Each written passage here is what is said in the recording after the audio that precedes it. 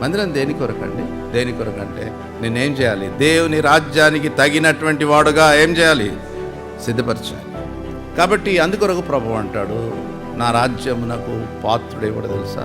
Who is qualified, who is worthy to inherit God's Kingdom.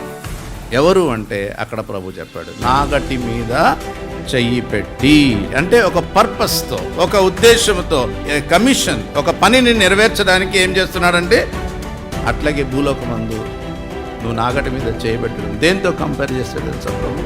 దేవుణ్ణి నువ్వు వెంబడించడము.